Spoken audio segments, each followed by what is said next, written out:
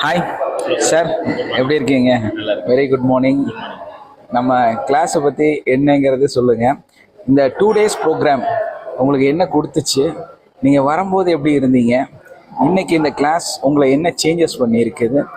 இனி வரக்கூடியவங்களுக்கு நீங்கள் என்ன சொல்ல விரும்புகிறீங்க இந்த கிளாஸை பற்றி? ஜஸ்ட் உங்கள் ஃபீலை சொல்லுங்கள். ஓகே? Yes sir. சார், ஆக்சுவலாக இங்கே வர்றதுக்கு முன்னாடி பேசிக் கிளாஸ் அட்டன் பண்ணும்போது நான் தாட் ப்ராசஸை பற்றி கொஞ்சம் ஐடியா தெரிஞ்சிச்சு. தாட் ப்ராசஸ் எப்படி கேன்சல் பண்ணுறது அந்த இதெல்லாம் டேப்பிங் கொடுத்துட்டு இருந்தோம். என்ன செய்ய போகிறாங்க, என்ன பண்ண போகிறாங்க, சார் ஏதோ சொல்லிக்கிட்டே இருக்காரு, திருப்பி திருப்பி ரீபர்த்து இதுன்னு சொல்லிட்டு இருக்காருன்னு சொன்னோம். இங்கே வந்த ஒட்டி தான் நம்மளுக்குள்ள என்ன எக்கோ இருக்குது, அதை எப்படி வெளியேற்றுறது அப்படிங்கிறதையும் நம்ம அம்மா வயிற்றுக்குள்ளே இருக்கும்போது அவங்க நம்மளை இது பண்ணும்போது என்னென்ன அளவுக்கு ஃபீல் பண்ணாங்கங்கிறத உண்மையிலேயே ஃபீல் பண்ணி அவங்க எதுக்காக கஷ்டப்பட்டாங்க கடைசியாக அப்படிங்கிறத அதை அப்படியே நம்ம அவங்களுக்காக நம்ம மன்னிப்பு கேட்கும்போது அம்மா அப்படியே ஒரு சந்தோஷம் ஆகுற மாதிரியும் நம்மளுக்கு ஒரு பெரிய பேர்டன் குறைஞ்ச மாதிரி நல்ல ஃபீலாக இருந்துச்சு.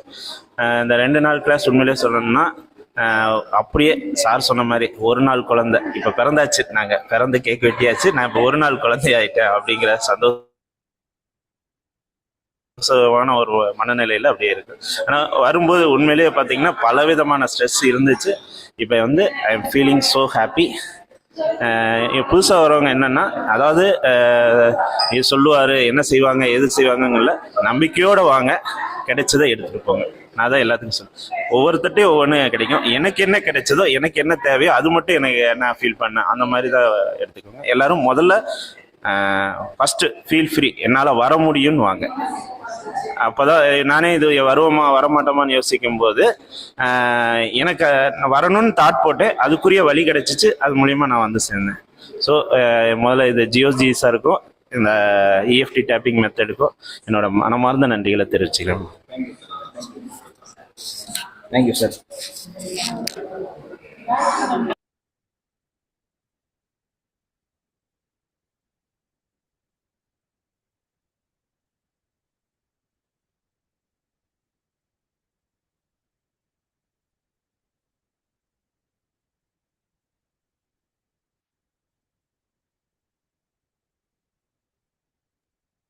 Hi, very good morning. என்னோட வாய்ஸ் கிளியரா இருக்கா?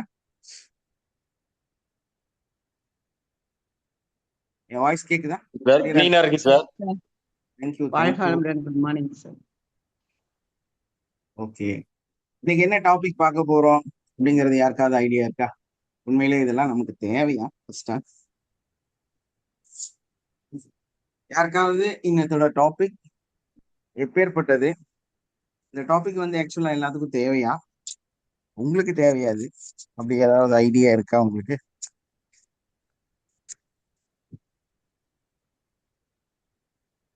நம்ம ஒரு விஷயம் கத்துக்கிறோம் அப்படின்னா ஃபர்ஸ்ட் அந்த விஷயத்தோட ரியாலிட்டி என்ன, உண்மை என்ன, அது நமக்கு வேணுமா வேண்டாமா, இதனால நமக்கு ஏதோ பிரயோஜனம் இருக்குதா அப்படிங்கறது நம்ம ஃபர்ஸ்ட் புரிஞ்சுக்கணும் இல்லையா? ஸோ அதுக்கப்புறமா தான் அந்த விஷயத்த கத்துக்கணும். எதுக்காகவும் நம்ம டைம் வேஸ்ட் பண்ணக்கூடாது. ஏன்னா டைம்ங்கிறது ரொம்ப வேல்யூவான ஒண்ணு. ஸோ அது சாதாரணமா கிடைக்காது. ஸோ அதனால ஃபர்ஸ்ட் நம்ம கிட்ட கேட்க வேண்டிய கேள்வி அது, இது எனக்கு தேவையா தேவையில்லையா? தேவைன்னு நினைக்கிறீங்களா? யாரெல்லாம் தேவைன்னு நினைக்கிறீங்களோ எஸ்ன்னு போடுங்க. உங்களுக்கு தேவையா இருக்கும், அதனால தானே நீங்க மீட்டிங் அட்டெண்ட் பண்ண சொல்லிருக்கீங்க. Yes, good. தேவையா இருக்கும், பட் என்ன டாபிக், எதை பத்தி நம்ம பேச போறோம், எது நமக்கு ஏன்னா நம்ம பேச போறது நிறைய விஷயங்கள் பேச போறோம்.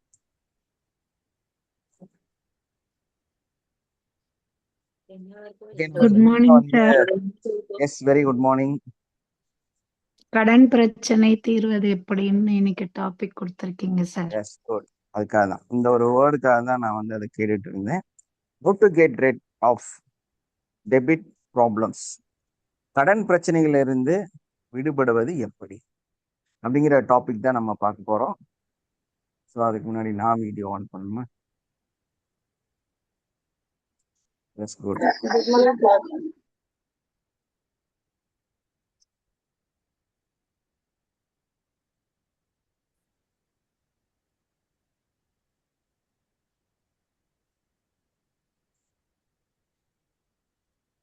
ஓகே, நல்லாதான் இருக்கு.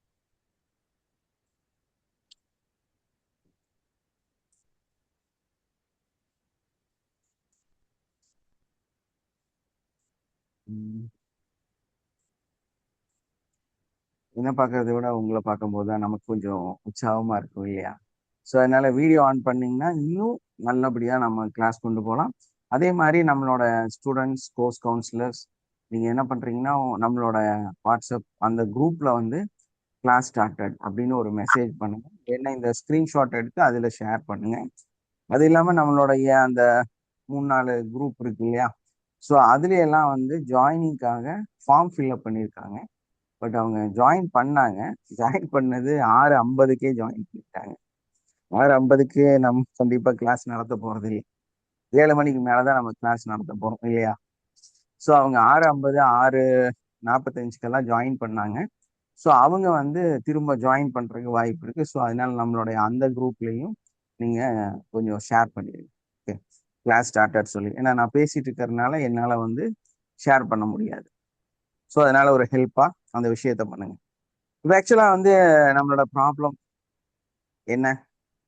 நமக்கு வந்து லைஃப் வந்து சேஞ்ச் ஆகும் இல்லையா? ஏதாவது ஒண்ணு. இப்ப சார் வந்து நமக்கு ஒரு இன்டர்வியூ கொடுத்திருந்தாரு. அவரோட வாழ்க்கையில் இருக்கக்கூடிய அவரோட பிரச்சனைகள் சால்வ் பண்றதுக்காக. ஸோ அவர் நம்மளோட கிளாஸ் அட்டன் பண்ணி அவரோட வாழ்க்கைய முழுசா அவர் வந்து சேஞ்ச் பண்ணிட்டார். ஸோ யாரெல்லாம் brain mastery 2 and brain mastery 3, brain mastery 1 அதுல இருக்கிறீங்களோ நீங்களும் வந்து அந்த இது குரூப்ல வந்து கிளாஸ் ஸ்டார்டட் ஜாயின் நவ் அப்படின்னு ஒரு மெசேஜ் பண்ணிருங்க. ஓகே, நம்ம குரூப் இல்லாம நம்மளோட கம்யூனிட்டி குரூப் இல்லாம பிரெயின் மாஸ்டரியில யார் இருக்கீங்களோ அவங்க. ஏன்னா சிலர்லாம் பிரெயின் மாஸ்டரியில இருக்கீங்க, இல்லாம இருக்கீங்க. ஸோ அதுல வந்து பண்ணுங்க. இப்போ கடன் பிரச்சனை அப்படின்னா நம்ம வாழ்க்கையில இருக்கக்கூடிய வாழ்க்கை மாறணும். இந்த ப்ராப்ளம்ஸ் எல்லாம் ஒன்று சால்வ் ஆகணும். ஏதோ ஒரு வகையில தப்பிச்சிடும். இப்படி யாருக்கெல்லாம் ஐடியா இருக்கு என் வாழ்க்கை வந்து உண்மையிலே கேள்விக்குறியாக இருக்குது? ஸோ இது வந்து ஜஸ்ட் ஒரு ரிலீவ் கண்டிப்பா வேணும். ஒரு ஃபினான்சியல் ஃப்ரீடம் எனக்கு உணர வேண்டும். நான் ஃபினான்சியல் ஃப்ரீடமாக வாழ வேண்டும் அப்படின்னு யாரெல்லாம் நினைக்கிறீங்க? உங்க ஹேண்ட் ரைஸ் பண்ணுங்க. எஸ்ன்னு போடுங்க. நான் இன்னும் நிறைய சீக்ரெட் சொல்லி தரேன். ஓனா எஸ் அமீர் எஸ். எஸ். மற்றவங்களும் ஹேண்ட் ரைஸ் பண்ணலாம். மற்றவங்க எல்லாம் பெரும் கோடீஸ்வரரா இருக்கீங்களோ? உங்க கடனே இல்லையோ? எஸ். Yes yes. எனக்குன்னு கடன் கிடையாது. உங்களுக்குன்னு கடன் இல்லை, வீட்டுல கடன் இருக்குல்ல. பசங்களுக்கு வீடு கட்டின லோன், வீட்டுக்காரருக்கு. வீட்டுக்காருக்கு இருக்கு. அது தீரணும்ல. இப்போ நம்ம எல்லாம் சேர்ந்து ஒரு வீடுங்கிற ஒரு கப்பல்ல போறோம். வீடுங்கிற ஒரு கப்பல்ல நம்ம போயிட்டு இருக்கோம். ஸோ அந்த கப்பல்ல வந்து நீங்க வந்து சுகமா படுத்து தூங்கிட்டு ஜாலியா நல்லா சாப்பிட்டுட்டு அங்க நிம்மதியா இருக்கிறீங்க. உங்க வாழ்நாளும் அப்படியே போயிட்டே இருக்கு. கப்பலும் நல்லபடியா ரொம்ப வேகமா பயணிச்சுட்டே இருக்குது. ரொம்ப சிறப்பா போயிட்டே இருக்கு. அப்போ அந்த கப்பலுக்கு நடுவுல ஒரு ஓட்டை விழுந்துருச்சு. ஸோ அது உங்களுக்கு பாதிப்பா கப்பலுக்கு பாதிப்பா? கப்பலுக்கும் பாதிப்பு, நமக்கும் பாதிப்பு தான். அதுதான் வாழ்க்கைங்கிறது. வாழ்க்கையில எல்லாமே வந்து ஒரு கப்பல் மாதிரி தான். ஒரு குடும்பங்கிறது ஒரு கப்பல் மாதிரி தான். அதுல இருக்கிற எல்லாருமே வந்து நல்லா இருக்கணும் இல்லையா? எல்லாமே நல்லா இருக்கும். அப்பதான் அது வந்து ஒரு சரியான குடும்பம். இல்லைன்னா அது வந்து ஓட்ட விழுந்த கப்பல் மாதிரி தான். ஏன்னா மொத்தமா முழுகி போயிடும். அது யாரா இருந்தாலும் பிரச்சனை இல்லை. உங்க வீட்டுக்காரருக்கு காசு இருந்தாலும் கடன் இருந்தாலும் சரி, உங்க மகனுக்கு கடன் இருந்தாலும் சரி, உங்களுக்கு கடன் இருந்தாலும் சரி, நீங்க நல்ல ஐஸ்வர்யமா இருந்தாலும் சரி, எல்லாமே ஒண்ணுதான். ஏன்? பாதுகாப்பு வளையம் அப்படிங்கிறது ஒண்ணுதான். சோ அதனால யாருக்கு என்னவா இருந்தாலும் அது நமக்கு. சோ அது நம்மளையும் தான் பாதிக்குது. அது நம்மளோட பிரச்சனை தான், மற்றவங்களோட பிரச்சனை கிடையாது. கணவர் கோடி இந்த உருதுல ஒரு அழகான ஒரு போயம் இருக்கு. அதை நான் தமிழாக்கமா உங்கள்கிட்ட சொல்றேன். உங்களுடைய கணவன் அரசராக இருந்தால் நீ யாராக இருப்பாய்? உங்கள் ராணியாக கணவன் ராணியாக இருப்பாய். உங்களுடைய கணவன் ஒரு வேலைக்காரனாக இருந்தால் நீ யாராக இருப்பாய்?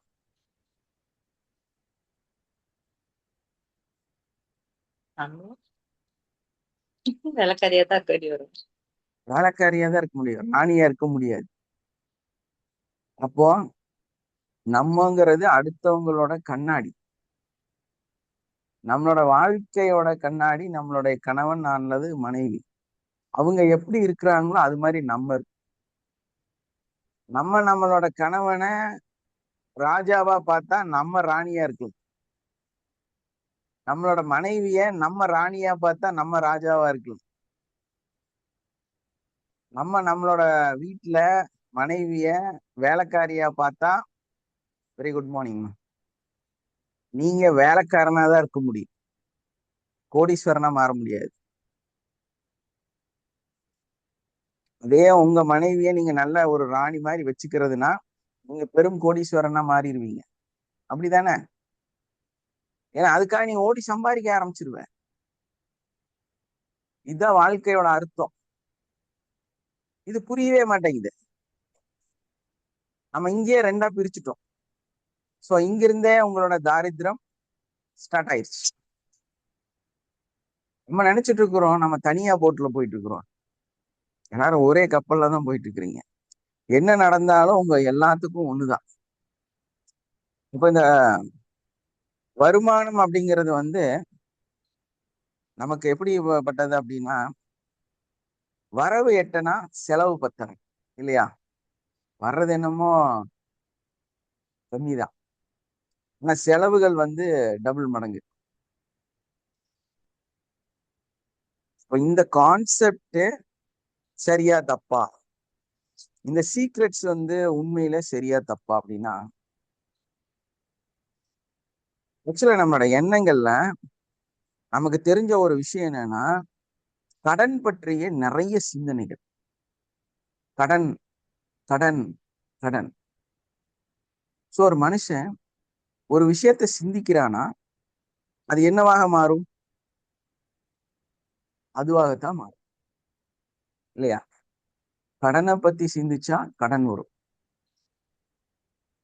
கடனே இல்லாததை பத்தி சிந்திச்சா கடன் இல்லாம வாழ்றதுக்கான வழிகள் வரும். இதுதான் இதோட முக்கியமான சீக்ரெட். அது எப்படி சார்?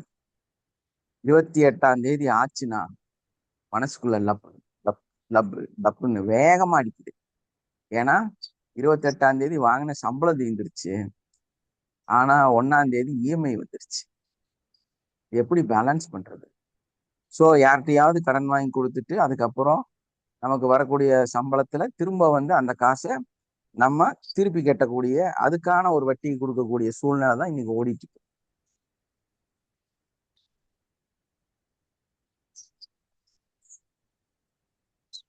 இப்ப இந்த நம்மளோட சிந்தனைகள்ல கடனை பற்றிய, வருமானம் பற்றிய, வறுமைகளை பற்றிய நிறைய சிந்தனைகள் நமக்கு கொடுக்கப்பட்டிருக்கு. அதாவது எச்சரிக்கை கொடுக்கப்பட்டிருக்கு. பணம்னா சாதாரணமானது இல்ல, பணம் சாதாரணமா சம்பாதிக்க முடியாது. பணம் நல்லா சம்பாதிக்கணும்னா நல்ல ஸ்கில் வேணும், நல்ல நாலேஜ் வேணும், நல்ல டேலண்ட் வேணும். நீங்க நல்லான்னு ஒரு நல்லா எல்லாமே இருந்தாதான் பணங்கிறது சம்பாதிக்க முடியும். இதே மாதிரி ஒரு தொழில்னா சிறப்பாக எல்லாமே அமைஞ்சிருக்கணும். அப்பதான் அந்த தொழில் 100% சக்சஸ் ஆகும். இப்படியெல்லாம் நிறைய விஷயம் உங்களுக்கு டீச் பண்ணி வச்சிருக்காங்க. Yes or no? அப்படிதானே? உண்மை உண்மை அப்படிதானே? ஒரு கடை வைக்கணும்னா எல்லா பொருளும் வேணும், இப்பதான் கடை வைக்க முடியும். உண்மையா இல்லையா? பொருளே இல்லாம எப்படி கடை வைக்கிறது? பொருள் வேணும். நானு என்னோட லைஃபோட ஒரு எக்ஸ்பீரியன்ஸ். எனக்கு வந்து ரெண்டாயிரத்துல கல்யாணம் ஆச்சு. 2002 நினைக்கிறேன். 2002 அல்லது 2003 ஒரு ப்ராப்ளம் எனக்கும் ஒய்ஃப்க்கும் வந்து ஒரு டைவர்ஸ் ஆகிற மாதிரி ஒரு ப்ராப்ளம் வந்துருச்சு.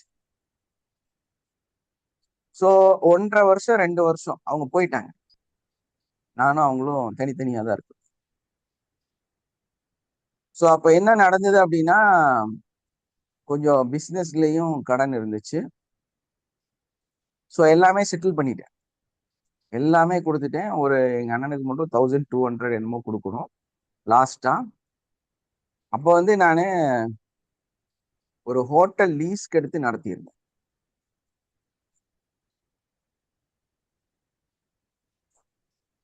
ஸோ அந்த தோசைக்கல்லை வித்து அவருக்கும் காசு கொடுத்துட்டேன். லாஸ்டா எல்லாத்துக்கும் ஒர்க்கர்ஸுக்கெல்லாம் பேமெண்ட் கொடுத்துட்டு டோட்டலா ஒண்ணுமே இல்லைன்னு நினைக்கிறேன். எந்த காசும் இல்லை என்கிட்ட, ஜீரோ. எங்க அப்பா விட்டு வெளியே வந்து 2 வருஷம் ஆயிடுச்சு. ஏன்னா நாங்க கல்யாணமாயி 1 வருஷத்துல என் ஒய்ஃப் வீட்டுக்கு போயிட்டேன். எங்க அப்பா கூட பிரச்சனையா. ஸோ அவங்க என்ன பண்ணாங்கன்னா, இங்க வந்து நம்மளை ஒர்க்கரா வச்சிருந்தேன், வேலைக்கு தான் வச்சிருந்தேன். ஆனா நான் என்ன நினைச்சிட்டு இருந்தேன், பார்ட்னரா வச்சிருக்காங்கன்னு தப்பா புரிஞ்சுட்டேன். பட் அது என்னோட மிஸ்டேக். ஸோ அவங்க கொடுத்தது வந்து டெய்லி 30 ரூபா தான் சம்பளம் கொடுத்தாங்க. 2000 30 ரூபா சம்பளம் வாங்கி ஒரு குடும்பம் நடத்த முடியுமா? அவ்வளவுதான் கால்குலேட் பண்ணாங்க கடைசியா. இப்போ நீங்க வந்து நமக்கு மச்சான் எல்லாம் ஓகே தாப்பா, 30 ஆள குடும்பம் நடத்த முடியாது, டாடா பை பை சொல்லி நான் வந்துட்டேன். நமக்கு அதெல்லாம் செட் ஆகாதுன்னு சொல்லிட்டு ஊரை விட்டு வந்து, அதுக்கப்புறம் அவங்க பிரச்சனை பண்ணி டைவர்ஸ் ஆகுற மாதிரி ஆகி, எங்க கடையை ஒன்று நான் எடுத்து ட்ரை பண்ணி நடத்தினேன். நல்லாதான் ஓடுச்சு.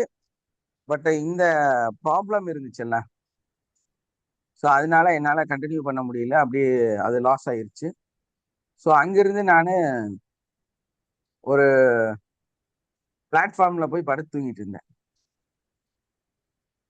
ரோட்ல இருந்த பைத்தியக்கார மாதிரி அழுக்கு ட்ரெஸ் எல்லாம் போட்டு ரோட்ல தான் அந்த பஸ் ஸ்டாண்ட்ல போய் படுத்து தூங்கிட்டு கொஞ்ச நாள் அப்படியே தான் இருந்தேன் நான். ஸோ அங்கே வந்து நான் அப்படியே போய் ஒரு பஸ் ஸ்டாண்டா படுத்து தூங்கிட்டு இருக்கும்போது ஒரு ஒரு கடை வந்து கொடுக்கறதா எழுதி இருந்தேன். ஸோ நேரா போனேன். எனக்கு இந்த கடை தருவீங்களா, நடத்திக்கிறேன் நான் அப்படின்னு கேட்டேன். ஏன்னா அது கடை வாடகைக்குன்னு போட்டு இந்த சாக்கடைக்குள்ளார இறக்கி ஒரு அட்டைய இந்த பலகையெல்லாம் அடிச்சு ஒரு பீடி சிகரெட் கடை. ஸோ வெறும் மொத்தமா அன்னைக்கு வந்து ஏதோ பொருள் இருந்துச்சு, அதை வித்தப்போ எனக்கு மொத்தம் வந்து ஒரு 12,000 என்னமோ கிடைச்சதுன்னு நினைக்கிறேன். 10,000 அவருக்கு அட்வான்ஸ் கொடுத்துட்டேன்.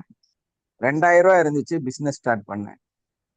2,000 என்ன வெத்தலை வாங்குவீங்க, என்ன பாக்கு வாங்குவீங்க, என்ன டப்பா வாங்குவீங்க, என்ன மிட்டாய் வச்சு விற்பீங்க, என்ன பீடி சிகரெட் விற்பீங்க?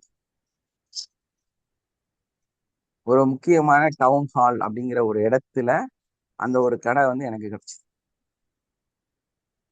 ஸோ கூட ஒய்ஃப் கிடையாது, வீடு கிடையாது. சில சமயங்கள்ல அங்கேயே தூங்குவேன். சில சமயங்கள்ல எங்க அப்பா வீட்டுல போய் குளிச்சு ரெடி ஆகி திரும்ப வந்துடுவேன். ஸோ ஒன்றும் இல்லை எனக்கு. நான் வந்து ஒரு ஜீரோ இன்னைக்கு. அதுக்கடுத்த ஒரு 6 மாசத்துல அந்த லைன்ல 2 கடை விலைக்கு வாங்கிட்டேன். ஒரு கடை 2,50,000 ரூபா, 2 கடை விலைக்கு வாங்கிட்டேன், 2 பெட்டி. ஸோ அதுக்கடுத்த ஒரு 1.5 வருஷம் 2 வருஷத்துக்குள்ளார அங்க 2 ஜவுளி கடை நான் தொடங்கிட்டேன். ஒரு கடையில 4 லட்சத்துல 5 லட்சம் இன்வெஸ்ட்மெண்ட், ஸ்டாஃப் எல்லாமே வந்துருச்சு. ஒய்ஃபோட ப்ராப்ளம் பேசிட்டே இருக்கிறாங்க, பாக்குறாங்க. ஒண்ணுமே இல்லாம இருந்த இடத்துல வந்து திரும்ப சம்பாரிச்சு திரும்ப இவன் மேல வந்துட்டான். ஸோ அதனால இவன் தப்பா இருக்க மாட்டான்னு சொல்லி அவங்கள ரிட்டர்ன் அனுப்பிட்டாங்க. ஸோ இன்னைக்கு அவங்களுக்கு பல லட்சங்கள் கொடுத்து ஜாப் நான் வாங்கி கொடுத்துருக்கேன். சும்மா சாதாரணம்லாம் இல்லை, குரோர்ஸ். புரியுதுங்களா? இன்னைக்கு அவங்க கவர்மெண்ட் ஜாப்ல இருக்காங்க. அதை காசு கொடுத்து விலைக்கு வாங்கி கொடுத்துருக்கிறேன். அது இல்லாம குரோர்ஸ்ல வீடு கட்டி வச்சிருக்கிறேன். இன்னைக்கு இந்த கோர்ஸ் நடத்திட்டு இருக்கிறேன். இவ்வளவு பெரிய இதுல நான் இருக்கிறேன். நியூ மாடல் கார் வாங்கி இருக்கிறோம். ஸோ அதனால தாரித்திரம் அப்படிங்கிறது இங்க இருக்கு. எங்க இருக்கு? நான் கண்டுபிடிச்ச ரகசியம் இது. உலகத்தில் இருக்கக்கூடிய அத்தனை வெற்றியாளரும் சொன்ன ஒரே வார்த்தை இது. தாரித்திரம் எங்க இருக்கு? தாரித்திரம் எங்க இருக்கு? கடன் எங்க இருக்கு? பிரச்சனை எங்க இருக்கு? உங்களுடைய மைண்ட். உங்களுக்கு இங்கே சொன்னதா புரியுமா? இதுக்குள்ள இருக்குது. உண்மையில நீங்களா தாரித்திரத்திலே கிடையாது. உங்களுக்கு உண்மையிலே கடனே கிடையாது. இந்த சீக்ரெட் யாருக்கெல்லாம் தெரியும்? உண்மையிலே நீங்க ஏழையே கிடையாது. அது தெரியுமா உங்களுக்கு? யாருக்கெல்லாம் தெரியுது? உண்மையிலே இந்த உலகத்துல இருக்கிற எந்த மனுஷனுமே ஏழை இல்லை. அப்புறம் ஏன் இவ்வளவு ஏழையா இருக்கிறான் அப்படின்னா, அவனெல்லாம் ஏழையாக வாழ்ந்து கொண்டிருக்கிறான். வாழ்க கேக்குதா வளமுடன் நான் சார். பேசுறது? வாழ்க வளமுடன் சார். பேசுமா? வாழ்க வளமுடன். அது எப்படி நம்ம ரிசீவ் பண்ண, எப்படி பயன்படுத்த தெரியாம முட்டாள்தனமா இருக்கும் சார். இருக்குன்னு கூட தெரியாம இருக்கும் சார். உண்மையிலே நீங்க எல்லாருமே கோடீஸ்வரன் தான். கடவுளை பொறுத்த வரையிலும் சும்மாவெல்லாம் கிடையாது. உண்மையிலே நீங்க கோடீஸ்வரன் தான். ஆனா உங்களுடைய மனசுக்குள்ளார நீ ஏழையாக இருக்கிறாய். இதான் பிரச்சனை. நான் ஏழையா அன்னைக்கு? ஏன்னா நான் கல்யாணம் பண்ணது எப்படி தெரியுமா? 50 பவுன் நகை, பிரம்மாண்டமான மண்டபம், ஒரு காரு. நான் வேற லெவல்ல தான் கல்யாணம் பண்ணேன். யார் சம்பாரிச்சா? தனியா நானே சம்பாதிச்சேன். நான் என்னோட +2 முடிச்சுட்டு சம்பாதிக்கிறதுக்கு போயிட்டேன். ஃபினான்ஸ் பண்ணேன். அதே மாதிரி தனியா மை இண்டிவிஜுவல். என் கூட இருந்த சம் பர்சன்ஸ், அவங்க பேர் நான் சொல்ல விரும்பல, என்னோட பூரா வாயில போட்டு என்னை நஷ்டவாளியாக மாத்தினாங்க. பல லட்சங்கள் கடனாக மாட்டினாங்க. ஏன்னா நான் அவங்கள்ட்ட தான் நம்பி என் காசை கொடுத்தேன். அதை ஃபுல்லா முடிச்சு விட்டாங்க. ஸோ அது வந்து தப்பிச்சு வந்தேன். எப்ப? 17 வயசுல. 17 வயசுல நான் வந்து ஃபினான்ஸ் நான் சொந்தமா நடத்திட்டு இருந்தேன். காலையில 5 மணிக்கு எந்திரிச்சிருவேன், பிரார்த்தனை பண்ணுவேன். அங்கிருந்து கிளம்பி நேரா வந்து மார்க்கெட் இருக்கும், இந்த காய்கறி மார்க்கெட். ஸோ காலையில அதுக்குள்ள போய் சீட்டு நடத்துறது. ஸோ அதுக்குள்ள சீட்டு நடத்திட்டு இருந்தேன். அதுக்கப்புறமா இந்த சிடி கேசட்ஸ் வந்துச்சு. ஸோ அதோட வாடகைக்கு விட்டேன். அப்புறம் டெக்கு வந்தது, சிடி டெக்கு. அதையெல்லாம் யார்கிட்டையுமே இருக்காது. அதை வாங்கி என்னோட ஃப்ரெண்ட்ஸ் இருந்தாங்க, எலக்ட்ரானிக்ஸ் கடை வந்து அவங்களோடது. ஸோ அவங்கள்ட்ட போய் எனக்கு வந்து ஒரு டெக்கு கூட, இந்த டெக்கோட காசு வந்து நான் கொஞ்சம் கொஞ்சமா உனக்கு தரேன். அப்போ 2000 ரூபாய் என்னமோ, யாரும் சாதாரணமா வாங்க முடியாது. நான் 200, 100, 500 அப்படி கொடுத்து 3-4 டெக்கு வாங்கி என்னோட 17, 18 வயசுல இதை நான் செய்யறேன். அதை வாடகைக்கு விட்டுட்டு அதுல கிடைக்கிற லாபத்துல இந்த டெக்கோட காசை கொடுத்துருவேன். சிடி கடன் வாங்கிட்டு வருவேன். அதை இவங்களுக்கு போட்டு காமிச்சு அந்த வாடகை காசு வாங்கி அவங்களுக்கு சிடி காசு கொடுத்துருவேன். ஸோ இப்படி என்னோட 17, 18 வயசுல நான் சம்பாதிச்சு எங்க அக்காவுக்கு தேவையான கோல்டு எங்க அப்பா கொடுக்காததை நான் கொடுத்தேன், செட்டில் பண்ணேன். எங்க லைஃப்ல எங்க ஃபேமிலி வந்து சாதாரணமா இருந்தாங்க. நான் பெரிய அபார்ட்மெண்ட்ல கூட்டிட்டு போய் குடி வச்சேன். அதுக்கப்புறமா அந்த டைம்ல நானே எனக்கு செலவு பண்ணி என்னோட 23வது வயசுல நான் இந்த அளவுக்கு ஒரு நல்ல ஓரளவுக்கு பணம் இருக்கக்கூடிய ஒரு ஃபேமிலியில நான் கல்யாணம். அதே நபர் தான் 2000 ரோட்ல படுத்தேன், 0ல. எப்படி இருக்கும்? ஏன்னா நான் தான் சம்பாரிச்சேன். அந்த ஃபர்னிஷிங் எல்லாமே என்னோடது, நான் தான் வாங்கி போட்டேன். ஏங்கன்னா எங்க அப்பா வந்து இருந்த சாதாரண வீட்டுல நான் அபார்ட்மெண்ட்ல கொண்டு போனேன். அங்க லைஃப் ஸ்டைல் மாத்தினேன், வண்டிகள் வாங்கினேன், எல்லாமே பண்ணேன், கடைசியில என்னைய தப்பு சொல்லிட்டாங்க. ஸோ நான் ராங்னு சொன்னப்போ நான் எல்லாத்தையும் அவங்களுக்கே கொடுத்துட்டேன். எல்லாம் நீங்களே வச்சுங்க, நத்திங் கோயிங் ஆன், நான் இருக்கிறேன். இப்போ என்னோட 24வது வயசுல நான் முடிவெடுக்கிறேன். ஒய்ஃப் பட்ல போயிட்டாங்க. ஏன்னா அவங்க பிக் பணம் இருக்கக்கூடியவங்க, அவங்க அப்படிதான் டிசைட் பண்ணுவாங்க. போய்க்கன்னு அனுப்பியாச்சு. போக சொல்லிட்டாரு, நீ மோசமானவன், நீ போடான்னு. ஸோ கடைசியில எனக்கு அப்பா ஹெல்ப் பண்ணாரு. என்ன தந்தாருன்னா, நான் ரோட்ல படுத்திருக்கும் போது இடையில 50 ரூபா தருவார். எதுக்குன்னா சாப்பிட்றதுக்கு, அப்புறம் ஏதாவது பஸ்ல அங்க இங்க போறதுக்கு ஒரு 50 ரூபா தந்தார். ஸோ அதை நான் மறக்க மாட்டேன். அவர் எனக்கு ஹெல்ப் பண்ணார் அந்த டைம்ல. என்ன பிரச்சனையெல்லாம் இருந்தாலுமே 50 ரூபா தருவார். போனோன்னா 50 ரூபா கையில தருவார், வாங்கிட்டு நான் போயிடுவேன். ஸோ அங்கிருந்து சம்பாதிச்சு இன்னைக்கு நான் இங்க வந்திருக்கிறேன். நான் என்னோட 17 வயசுல என்னோட உழைப்பை ஸ்டார்ட் பண்ணேன். எங்க அப்பாவுக்கு சப்போர்ட் பண்றதுக்கு 14 வயசுலயே நான் ஸ்டார்ட் பண்ணிட்டேன். ஏன்னா 9th படிக்கும் போதே எங்க அப்பா கூட சேர்ந்து நான் உழைச்சிட்டு. ஸோ வாழ்க்கையில தாரித்திரம்ங்கிறது நான் என்னோட அனுபவபூர்வமா சொல்றேன். உங்களோட மனசுலதான் இருக்கு, உங்களோட சிந்தனைகள்ல தான் இருக்குது. என்னோட 14 வயசுல எங்க அப்பாவோட இது பண்ணிட்டு இருந்தேன். 17 வயசுல நான் சம்பாரிச்சேன். 18 வயசுல கோயம்புத்தூர்ல ரெசிடென்சிங்கிற ஹோட்டல்ல அங்கதான் நான் டீ சாப்பிடுவேன். ஒரு டீ அன்னைக்கு 98ல 150 ரூபாய். இன்னைக்கெல்லாம் ஸ்டார்பர்க்ல நீங்க 280 ரூபா கொடுக்கறதுக்கு ஆலோசனை பண்ணிட்டு ஒரு காஃபி குடிக்கிறதுக்கு பெருசா நினைச்சிட்டு இருக்கிறீங்க. நான் 98லயே 150 ரூபா கொடுத்து காஃபி குடிச்சிருவேன். ஆனா எங்க அப்பா சத்தம் போடுவாரு, தருதல மாதிரி நடக்காத, கஷ்டப்பட்டு சம்பாதிக்கிறேன், காசை வேஸ்ட் பண்ணாதேன்னு சொன்னாரு. நான் அப்பவும் என்னை ஏழையா நினைக்கிறேன், கோடீஸ்வரனா தான் நினைச்சேன். இன்னைக்கு எனக்கு இந்த வகுப்பு கிடைச்சது, என்னோட வாழ்க்கையோட முழு அர்த்தமும் புரிஞ்சுது. ஆமா, உனக்குள்ள ஏதோ சம்திங் இருக்குது, நீ வாழ்ந்த வாழ்க்கையில ஏதோ சம்திங் இருக்குது, உன்னோட அனுபவங்கள்ல ஏதோ இருக்குது அப்படின்னு எனக்கு தோணுச்சு. இந்த கிளாஸ் நடத்த ஆரம்பிச்சேன். இன்னைக்கு எங்கேயோ போயிட்டேன். நான் வாழ்க்கையில பல உச்சிகளை தொட்டாச்சு. இனி நான் பிளான் பண்ணிட்டு இருக்கிறேன், நிறைய சொத்து வாங்குறதுக்காக, அதுக்கு இதுக்கெல்லாம் பிளான் பண்ணிட்டு இருக்கிறோம். ஸோ இனி இதையும் ப்ராசஸ் பெருசு பண்றதுக்கு பிளான் பண்றோம். நீ தான் உன்னோட தரித்திரத்துக்கும் கஷ்டத்துக்கும் காரணமே தவிர இந்த உலகமோ உன் கூட இருக்கிறவங்களோ கிடையாது. புரியுதா? அதுவும் உங்களுடைய எண்ணங்கள் மட்டும்தான், உங்களுடைய சிந்தனை மட்டும்தான். அதனாலதான் நீங்க எங்க இருக்கிறீங்களோ அங்க இருக்கிறீங்க. நீ எந்த இடத்துல கஷ்டப்பட்டுட்டு இருக்கிறியோ அதே இடத்துல நீ திரும்ப திரும்ப கஷ்டப்பட்டுட்டு இருக்கிற. அதுதான் உண்மையை தவிர நீங்க உண்மையிலேயே ஏழையோ தரித்திரமோ கஷ்டமோ இஎம்ஐயோ உங்களுக்கு கிடையாது. நீங்க அதுக்குள்ள சிக்கிட்டு இருக்கிறீங்க. ஸோ நான் கடன் வாங்கலையா அப்படின்னா, நான் கடன் தாராளம் வாங்குவேன். நீ 100 கோடி கடன் வாங்குறது எப்படின்னு நான் சிந்திச்சுட்டு இருக்கேன். எப்படி 100 கோடி கடன் வாங்குறது எப்படின்னு சொல்லி பிளான் போட்டுருக்கேன். ஸோ அதுக்கான திட்ட வடிவமைப்பு உருவாக்கிட்டு இருக்கிறோம். இப்போ கடன் வாங்குறது நல்லதா அப்படின்னா அதுக்கு நிறைய ப்ராசஸ் இருக்கு. ஸோ அந்த சிஸ்டமேட்டிக்கா நம்ம செஞ்சு உண்மையில அந்த இடத்தை தொடணும். கடன் வாங்குறதோ இஎம்ஐ எல்லாம் உங்களோட உண்மையான தரித்திரமே கிடையாது. இது புரியாம தான் நீங்க கஷ்டத்துல இருக்கிறீங்க. அம்பானி, அதானி, டாடா, பில்கேட்ஸ் யாருக்காவது கடன் இல்லாம இருக்கா?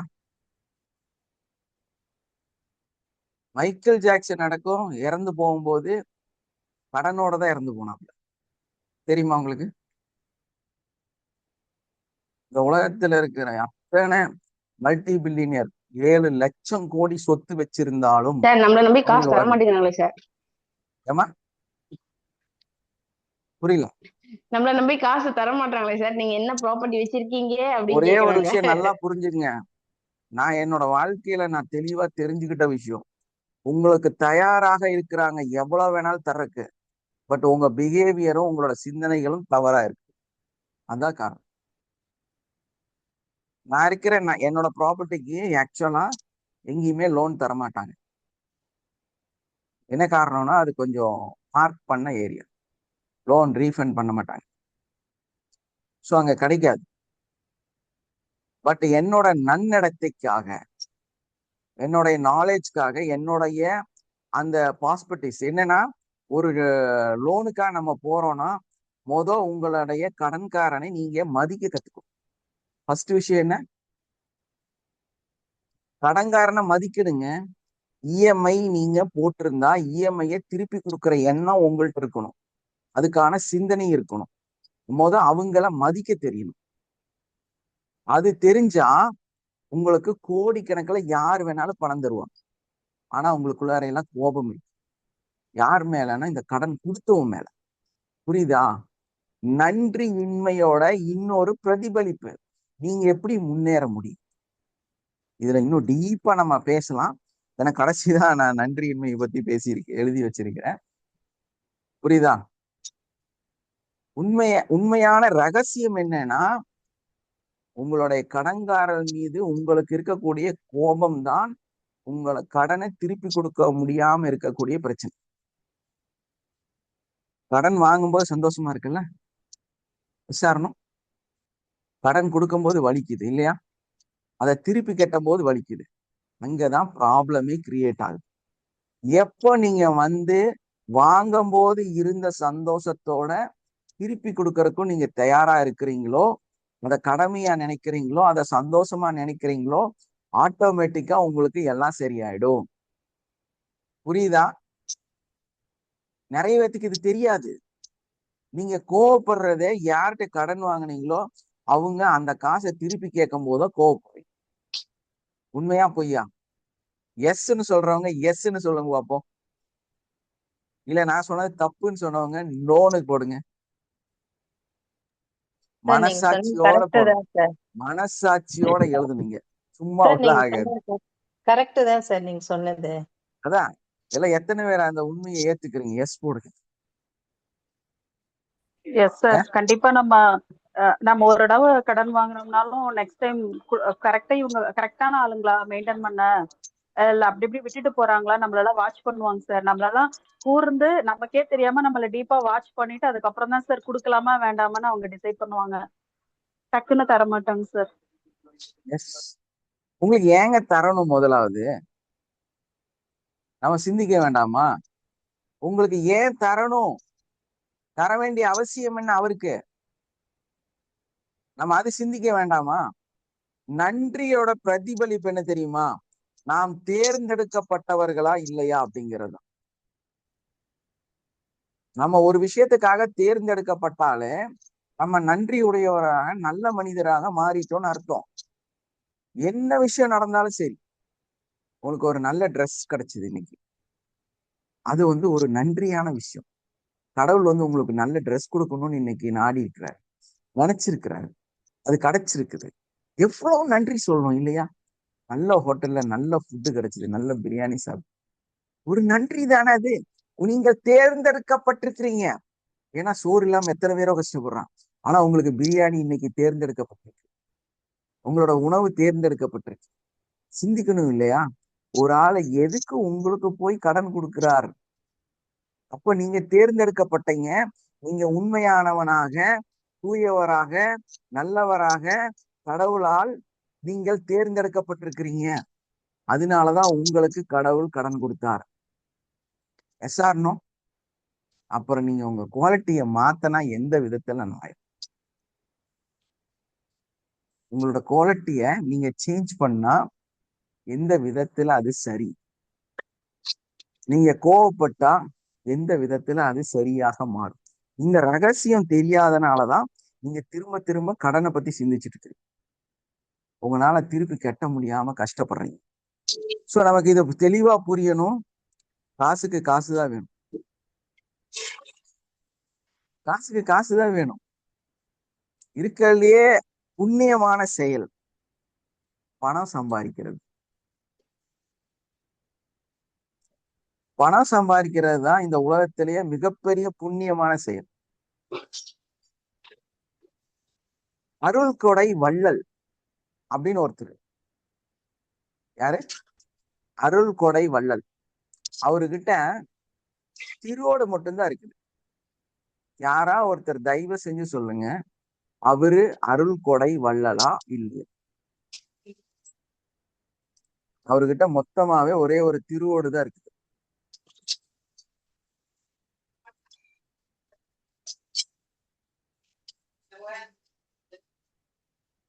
யாராவது சொல்லுங்க, அவர் அருள் கொடை வள்ளலா இல்லையா?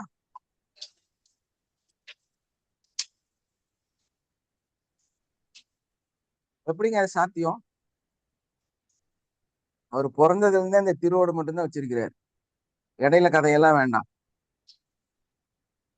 அவர் எப்படி அருள் கொடை வள்ளலாக மாறுவார்?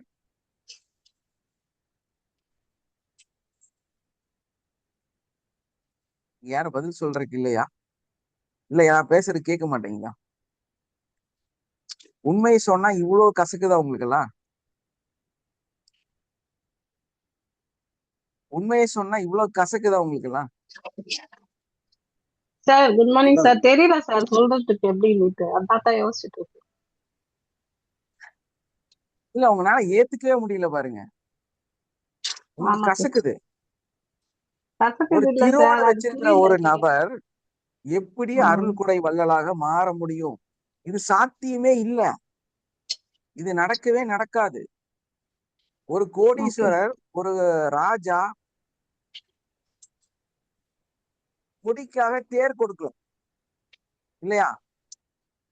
ஓகே. ஒரு செடி கொடிக்காக பல கோடி ரூபாய் மதிப்பு இருக்கக்கூடிய ஒரு தேரை கொடிக்காக கொடுக்கலாம். யார் கொடுக்கலாம்? திருவோடு எடுத்திருக்கக்கூடிய நபரா, ராஜாவா? யார் கொடுக்க முடியும்? ராஜா சார். ராஜா தான் கொடுக்க முடியும்.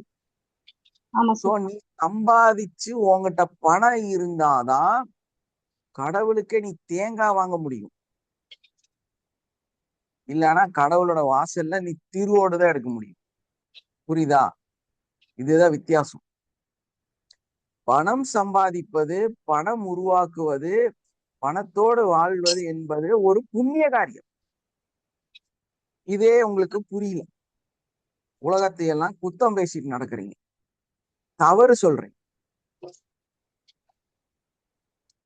அப்ப அந்த புண்ணிய காரியம் நடக்கணும் அப்படின்னா, அந்த கடவுளுக்கான விஷயங்கள் செய்யணும் அப்படின்னா கூட உங்கள்ட்ட பணம் இருந்தா மட்டும்தான் அந்த பணம், காசு, அந்த பணம்னு சொல்லக்கூடிய ஐஸ்வர்யம் உங்கள்ட்ட இருந்தா மட்டும்தான் உங்களால கடவுளுக்கே சிறந்தவராக, இந்த உலகத்துல இருக்கக்கூடிய கொடை வள்ளலாக நீங்க மாற முடியும். சாதாரணமா நீங்க நல்ல மனுஷனா கூட மாற முடியும். இந்த உலகம் அந்த இடத்துக்கு உங்களை கொண்டு போக. சோ இந்த உண்மையெல்லாம் நம்ம தெளிவா புரிஞ்சுக்கணும் ஃபர்ஸ்ட்.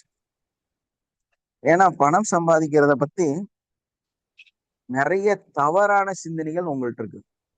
இது கஷ்டமானது, சாதாரணமானது இல்ல. அதுக்கு நிறைய ரிஸ்க் எடுக்கணும், ஸ்கில் வேணும், ஐஸ்வர்யம் வேணும், அனுகிரகம் வேணும். இதெல்லாம் இருந்தாதான் பணம் நமக்கு வருங்கிற பலவிதமான தவறான சிந்தனைகள் இருக்கு. ஆனா நான் ஆல்ரெடி பணம் படைத்தவன், என்கிட்ட பணம் ஆல்ரெடி இருக்குது, நான் தான் அதை உணராம இருக்கிறேங்கிற எண்ணங்கள் உங்களுக்கு இல்லை. ஏன்னா இல்லாய்மையை பற்றி தான் நீங்க நிறைய சிந்திக்கிறீங்க தவிர இருக்கிறத பத்தி சிந்திக்கவே மாட்டேங்கிறீங்க. நீங்க இன்னைக்கு என்னவா இருக்கிறீங்கன்னு சிந்திச்சாலே நீங்க பணம் படைத்தவர் தான். காலையில எந்திரிச்சு பஸ்ஸில் ஏறி ஒரு ரவுண்டு போய் அங்கிருந்து திரும்பி வரும்போது 2000, 3000, 5000 ஒருத்தர் கொண்டு வந்துட்டு இருக்கிறாரு. ஆனா அவர் காசு இல்லைன்னு நினைச்சிட்டு இருக்கிறார். காலையில எந்திரிச்சோடனே ஒரு ஃபோன் கால் வருது, பஸ்ஸில் டிராவல் பண்றோம், நமக்கு உண்டான பணம் சாயந்தரம் 5 மணிக்குள்ள கிடைச்சிருது, நம்ம திரும்பி வந்துடும். எவ்வளவு பெரிய ஐஸ்வர்யம்! நீ உண்மையிலே கோடீஸ்வரன் தான். 10 வருஷத்தோட கணக்கு கால்குலேட் பண்ணா கோடிகள் வந்துடும். ஆனா அதை உணரல. இந்த கம்மியா கிடைக்கிற காசுனால, கம்மியாலாம் இல்ல, 2000, 3000 சம்பாதிக்கிறாரு. ஆனா அதோட எண்ணங்கள்ல ஏழையாக இருக்கிறீர். அதனாலதான் அடுத்த கட்டத்துக்கு போக முடியல. பஸ்ல போறது, கார்ல போகணும், அது ஆட்டோமேட்டிக்கா நடக்கும். அது ஆட்டோமேட்டிக்கா அந்த இடத்துக்கு வரும். அப்ப நம்மளோட சிந்தனைகளை நம்ம மாற்றி அமைக்கும் போது அது இயற்கையாகவே மாறி. சோ நான் அந்த இடத்துல வாழும்போது நாங்க வாழ ஆரம்பிச்சிருவேன். எனக்கு அது வாழ தெரியலன்னா நான் எங்க இருக்கணும் அங்கேயே தான் வாழ்ந்துட்டு இருக்கேன். இந்த ரகசியம் புரியணும். நம்ம the presence of mind, presence of place, நம்ம எங்க இருக்கிறோம், என்ன பண்ணிட்டு இருக்கிறோம், என்னவா இருக்கிறோங்கிறது ரொம்ப ரொம்ப ரொம்ப முக்கியம். அப்ப அன்னைக்கு அந்த ரோட்ல படுத்துட்டு இருக்கும் போது கிடைச்ச பொருள் வெறும் 2000 ரூபாய் இன்வெஸ்ட்மெண்ட்ல. ஏன்னா காலையில 5:30 6 மணிக்கு கடை திறந்தா 8:30 மணிக்கு பொருள் தீந்தும். ஏன்னா அனுபவ ரீதியா சொல்றேன். 8:30 மணிக்கு வெத்தலை பாக்கையெல்லாம் தீந்துரும். திரும்ப 9 மணிக்கு ஸ்கூல் ஸ்டார்ட் ஆயிருமா, அப்போ ஒரு 1/2 கேப் கிடைக்கும். அந்த 1/2 கேப்ல ஓடி போயிடும். ஏன்னா சைக்கிள் இல்லை, பஸ் இல்லை, நடக்கிறதுக்கு தான் வாய்ப்பு. நடந்து போய் ஒரு 1/2 கிலோமீட்டர் 1 கிலோமீட்டருக்கு 1.5 2 கிலோமீட்டர் பக்கம் வரும்னு நினைக்கிறேன். நடந்து போய் அந்த வித்த காசுல பொருளெல்லாம் வாங்கிட்டு வந்து ஏதாவது கிடைச்சதை சாப்பிட்டுட்டு திரும்ப அந்த 9 11க்குள்ளார திரும்ப சேல் ஆயிடும். ஸோ அந்த பணத்தையும் பக்கத்துல போய் 100 200 கடன் வாங்கி அந்த வர கம்பெனிக்காரனுக்கு, அதாவது அந்த பீடி சிகரெட்ல கொடுப்பாங்கல்ல, அவங்களுக்கு கொஞ்சம் காசு கொடுத்தேன். இப்படி நைட்டு 12:30 1 மணி வரைக்கும் கடை நடத்துவேன். காலையில 5:30 மணிக்கு வந்து கடை திறப்பேன். 2000 ரூபாய் இன்வெஸ்ட்மெண்ட். நான் அங்கிருந்து இறங்கும் போது கடை வாடகை டெய்லியோ 500 ரூபா வரும். ஏன்னா 2 கடை எனக்கு சொந்தமா. அப்பதான் நான் அக்குபஞ்சர் படிக்க போனேன். ஆல்ரெடி நான் வந்து சயின்ஸ் ஸ்டூடெண்ட். நான் வந்து பியூர் சயின்ஸ் தான் படிச்சிருந்தேன் 12th வரைக்கும். ஸோ என்னோட படிப்பில் அப்படி டக்குன்னு விட்டுறல. நான் கல்யாணம் ஆயிருச்சு, குழந்தை பிறந்திருக்குது. இந்த பிஸ்னஸ் பண்ணி, அதாவது அந்த பீடி சிகரெட்ல இருந்து துணிக்கடை வந்து, துணிக்கடையில இருந்து 3 கடை 2 கடையெல்லாம் விலைக்கு வாங்கி, அதுக்கப்புறம் ஒரு வீடு விலைக்கு வாங்கிட்டேன். அதுக்கப்புறம் ஒய்ஃபு வந்தாங்க. அதுக்கப்புறம் இன்னொரு குழந்தை கன்சீவ் ஆனாங்க.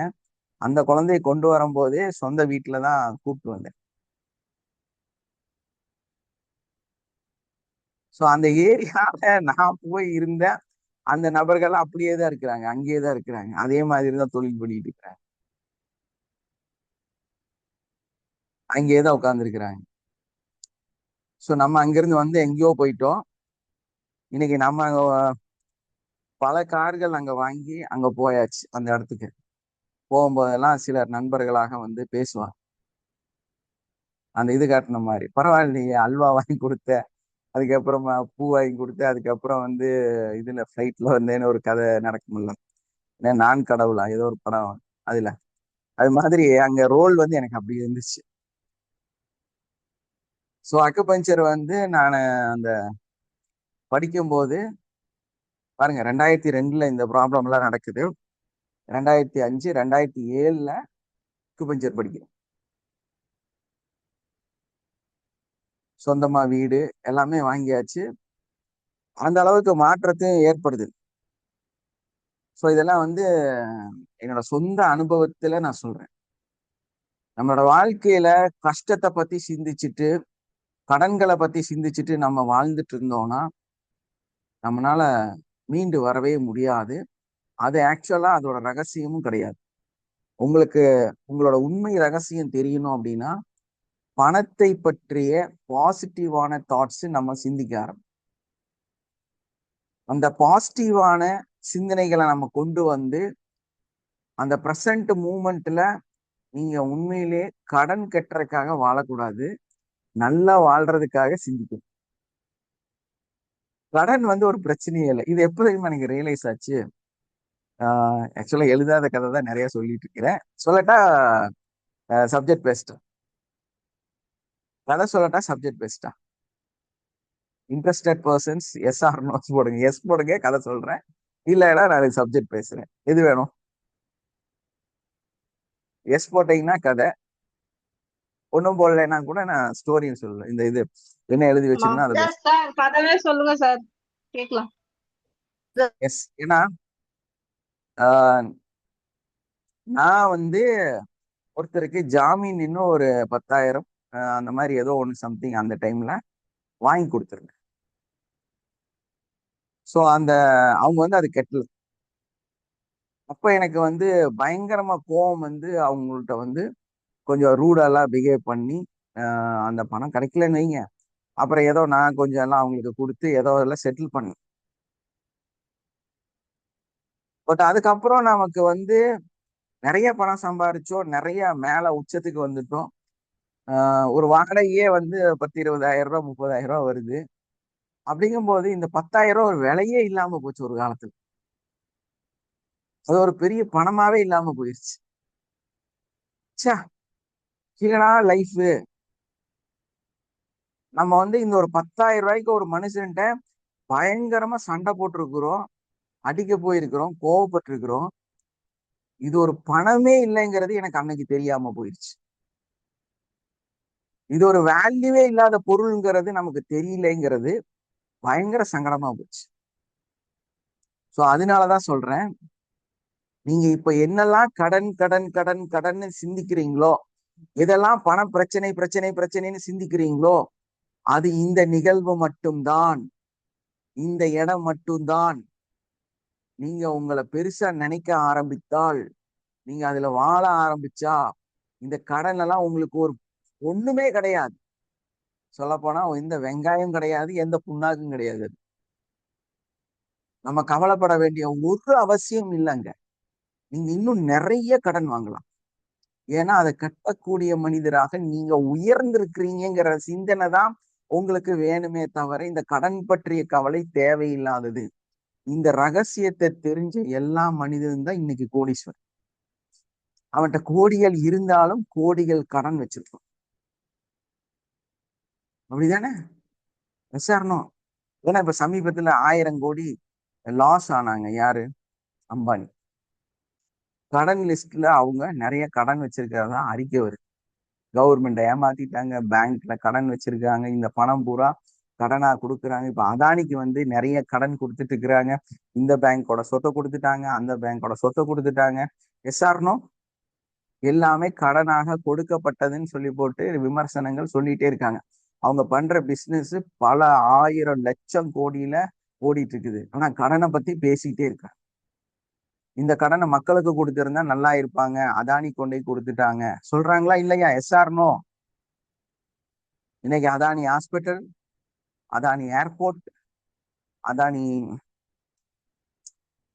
இது போர்ட், கப்பல் துறைமுகம், இதெல்லாம் கொடுத்துட்டாங்க நிறைய பேசுறாங்க. பட் இதோட கடன்களும் நிறைய கொடுத்ததாக பேசுறாங்க. பட் அவங்களோட ப்ராஃபிட் லெவல் பார்க்கும்போது பல 1000 கோடி அவங்க சம்பாதிச்சுட்டு இருக்கிறாங்க. புரியுதா உங்களுக்கு? ஏழையாக இருக்கும் பொழுது, ஏழையாக சிந்திக்கும் பொழுதுதான் கடன் பணம் என்பது பிரச்சனை. நீங்க உங்களை மாத்தி அமைச்சிட்டா, உங்களோட பாசிட்டிவான எண்ணங்களை, உங்களோட சிந்தனைகளை, நீங்க கோடீஸ்வரர் தான், நீங்க உங்க பணம் கட்டக்கூடிய தகுதி உள்ள மனிதர்கள் தான் அப்படிங்கிற உங்களோட எண்ணங்களை மாத்தினீங்கன்னா போதும், நீங்க வந்து பணக்காரர மாறிடலாம். இஎம்ஐ எல்லாம் ஈஸியா கட்டிடலாம். புரியுதா? இது ஒரு life style. Celebrate your life. நம்ம வாழ்க்கைய வந்து செலிப்ரேட் பண்ணணும், நல்லா சிந்திக்கணும், நல்லா ஜாலியா இருக்கணும், நிறைய சம்பாதிக்கணும், நிறைய செலவு பண்ணணும். அதே டைம்ல இந்த சம்பாதிக்கக்கூடிய பணத்தை பாதுகாக்க கூடாது. நீங்க சம்பாதிச்ச லாபத்துல நிறைய நபர்களுக்கு உங்களோட பணத்தை கொடுத்துக்கிட்டே இருக்கணும். ரியாலிட்டி அதுதான், உண்மையா அதுதான். என்கிட்ட இன்னைக்கு பணம் இருக்குதா அப்படின்னா ஆக்சுவலா பணத்தை வச்சுக்க மாட்டேன். ப்ராப்பர்ட்டி, கோல்டு, அது இதெல்லாம் வாங்குறோங்கிறது வேற.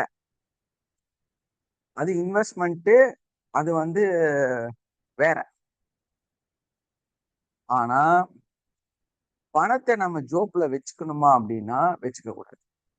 நமக்கு கிடைக்கிற ப்ராஃபிட்ல நிறைய பேத்துக்கு நம்ம பணத்தை கொடுத்துக்கிட்டே இருக்கணும், செலவு பண்ணிட்டே இருக்கணும்.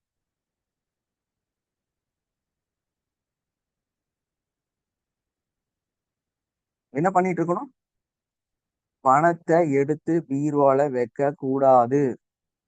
பணத்தை உங்க அக்கௌண்ட்ல சார் அந்த பாதுகாக்க பணத்தை கூடாது. வளர விடணும்னு சொல்றீங்களா சார்? வளர விடலாம், இன்வெஸ்ட் பண்ணலாம், இல்ல உங்க பணத்தை வந்து செலவு பண்ணலாம், நீங்க என்ன வேணா பண்ணலாம். பட் பணம் பாதுகாக்கக்கூடிய ஒரு பொருளே கிடையாது. இது தெரியலன்னா நீங்க ஏழையா தான் இருப்பீங்க. பணம் பாதுகாத்து வைத்துக் கொள்ளக்கூடிய ஒரு பொருள் கிடையாது. என்கிட்ட 10 லட்சம் இருக்கு, என்கிட்ட 5 லட்சம் இருக்கு, நீங்க அதை வச்சுட்டே இருக்க கூடாது. உங்க பணம் உங்களை விட்டு போயிருக்கு. ஏன்னா மணி வேல்யூ குறைஞ்சுக்கிட்டே தான் இருக்கும். அது அதிகமாகாது, பணமா வைக்க கூடாது. தேவைக்கான கோல்டு வாங்கி வச்சுங்க. அதுல இன்வெஸ்ட்மெண்ட் பண்ண முடியுமா? எங்கேயாவது பணத்தை போட்டா 10 அதுல இருந்து ஒரு 500 1000 ரூபாய் கிடைக்குமா? போட்டுடணும். உங்க கையில வச்சுக்க கூடாது. இதோட டீப்பான ரகசியங்கள் இருக்கு, இதுக்கான விஷயங்கள் இருக்கு. இதையெல்லாம் கத்துக்கிறதுக்கு நம்மளோட இஎஃப்டி எமோஷனல் ஃப்ரீடம் டெக்னிக் அப்படின்னு ஒரு வகுப்பு நடத்திட்டு இருக்கிறோம். அந்த வகுப்புல நிறைய ரகசியங்கள் கத்துத்தரப்படுகிறது. அது மட்டும் இல்லாம அதுல இந்த மூலியத்தை எப்படி உருவாக்குவது, அதுக்கு நமக்கு என்ன மனநிலை வேணும், அந்த மனநிலை மூலமாக நம்ம வாழ்க்கை எப்படி மாறும், இப்படி பல ரகசியங்களையும் பல சிந்தனைகளையும் அதுக்கான ஒரு டூலையும். ஏன்னா நீங்கெல்லாம் ஓகே தான், நீங்கெல்லாம் பெரிய அறிவாளி தான், மெடிடேஷன் தான், சிந்தனைகள் தான், எல்லாமே இருக்குதான். நீங்க அப்படியே மேல இருந்து எல்லா எனர்ஜி இழுத்து கடான்னு அடிச்சிருவீங்க, எல்லாம் ஓகே தான். பட் இதெல்லாம் ஒரு ஆட்டோமேஷன் சிஸ்டத்துக்குள்ளார நடக்கணும். அந்த மாதிரி நடக்கிறதுக்கு ஒரு டேலண்ட் வேணும், ஒரு விஷயம் வேணும். அது உங்களால மனிதராக இருக்கிறதுனால உங்க மனசு சஞ்சலப்பட்டுக்கிட்டே இருக்கும். இந்த சஞ்சலம் உங்களால ஒரு நிலையில இருக்க முடியாது. இந்த ஒரு நிலையில இருக்க முடியாத ஒரு சூழலை மாத்துறதுக்கு தான் இந்த இஎஃப்டி அப்படிங்கிற ஒரு ஏஐ, ஒரு டூல், ஒரு டெக்னிக், எப்படி வேணா வச்சுக்கலாம். அதை நீங்க கத்துக்கிட்டு அதை ஒரு சைட்ல நீங்க அப்ளை பண்ணிட்டு இருக்கும் போது உங்களுக்கே தெரியாம அது ஒரு பாத்வே, ஒரு பாசிவாக அது ஒர்க் பண்ணிக்கிட்டே இருக்கும். நீங்க உங்க வாழ்க்கையை வாழ்ந்துட்டே போயிட்டு இருக்கு, அது ஒரு சைட்ல வேலை செஞ்சுட்டே இருக்கும். ஆட்டோமேட்டிக்கா உங்க லைஃப் டிரான்ஸ்ஃபர் ஆகிட்டே இருக்கும். ஸோ அததான் சொல்றது, நீ காலையில 5 மணிக்கு 4 மணிக்கு எந்திரிச்சு அப்படியே பச்சை தண்ணிக்குள்ள உட்காந்து நீ தியானம் பண்றதுனால ஒன்னும் நடக்க போகுது. நீங்க எல்லாம் அப்பேற்பட்டவங்க தான், அதுல எந்த மாற்றமுமே கிடையாது. நீங்க வேற லெவல் தான். ஆனா ஏன் உன் தரித்திரம் மட்டும் உன்னை விட்டு போக மாட்டேங்குது? நீ ஏன் இன்னும் அப்படிதான் இருக்கிற? இந்த வாழ்க்கை மாறணும்னா ஒரு டூல் வேணும், ஒரு டெக்னிக் வேணும், அந்த சிஸ்டம் வேணும். அதை நீ அப்ளை பண்ணணும், அதை ஆட்டோமேஷனா அது செய்யணும். ஏன்னா ஒரு மிகப்பெரிய பிசினஸ்மேன் மிகப்பெரிய ஒரு கோடீஸ்வரன், பல 100 லட்சம் பேர்த்த வேலைக்கு வச்சிருக்கக்கூடிய ஒரு கம்பெனியோட ஒரு எம்டி சொல்றாங்க ஒரு வார்த்தை, ஒரு ஸ்டாஃப், ஒரு சிஇஓ, என்னைக்கு உனக்கு என்னோட தேவை இருக்கிறதோ அன்று நீ எனக்கு தேவையில்லை. புரியுதா உங்களுக்கு? உங்ககிட்ட லட்சம் ஸ்டாஃப் இருக்கிறாங்க, என்னைக்கு நீ என்கிட்ட வேலை செய்யறதுக்கு நான் உனக்கு சப்போர்ட் பண்ணணும், நான் உன் கூட நிக்கணும் அப்படிங்கிற ஒரு சூழல் உனக்கு இருக்குதோ அந்த இடத்துல நீ எனக்கு தேவையே இல்லை.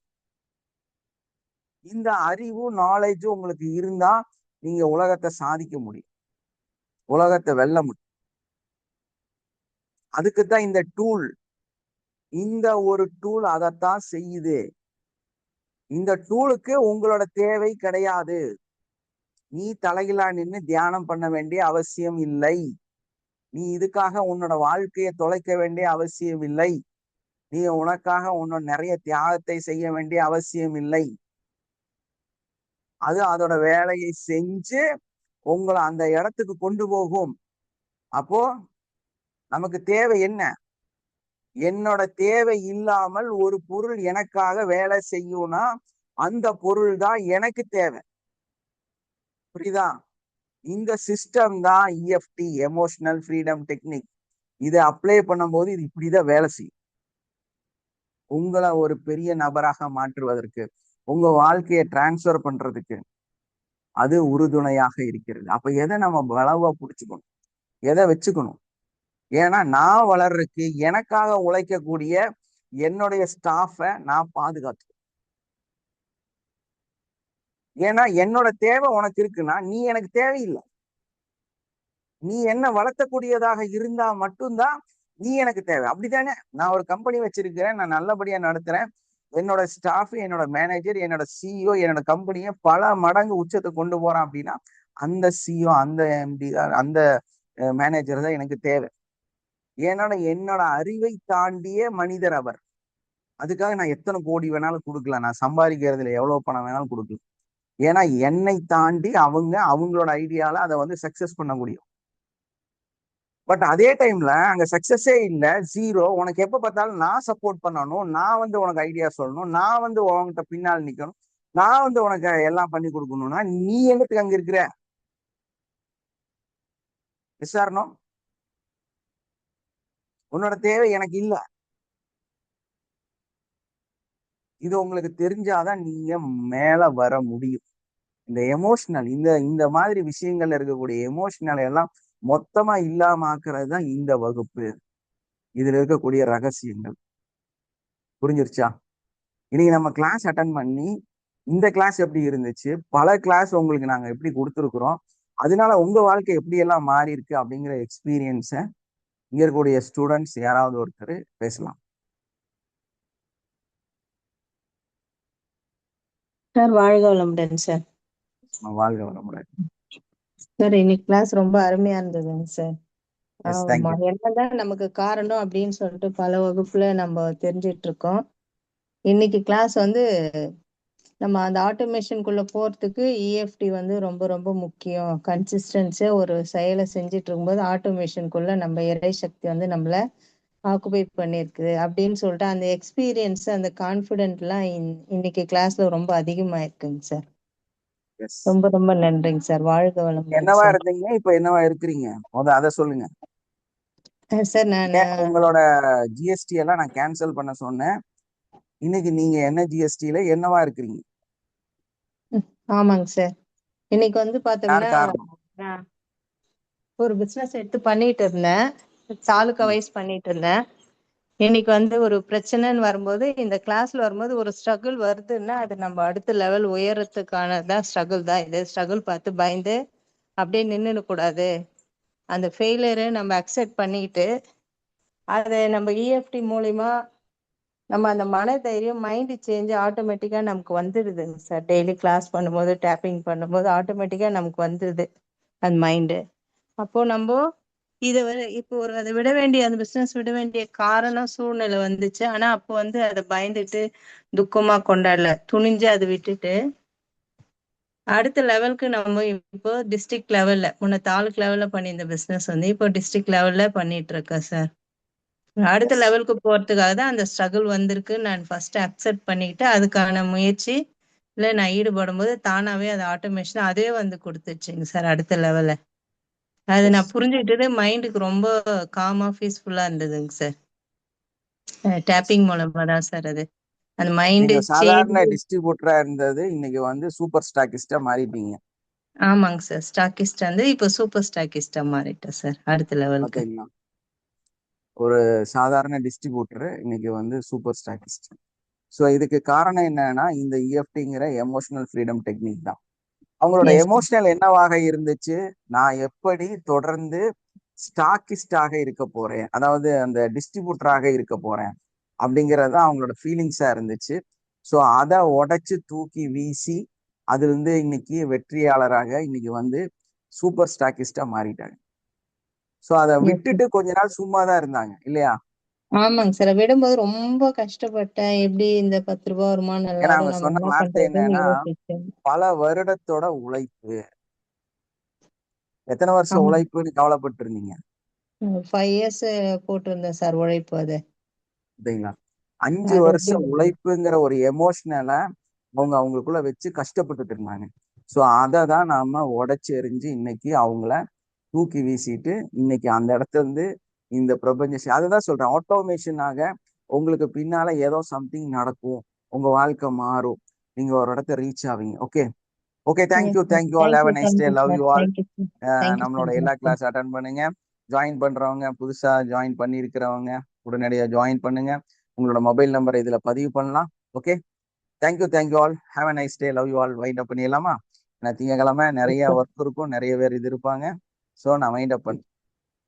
Thank you sir. தேங்க்யூ.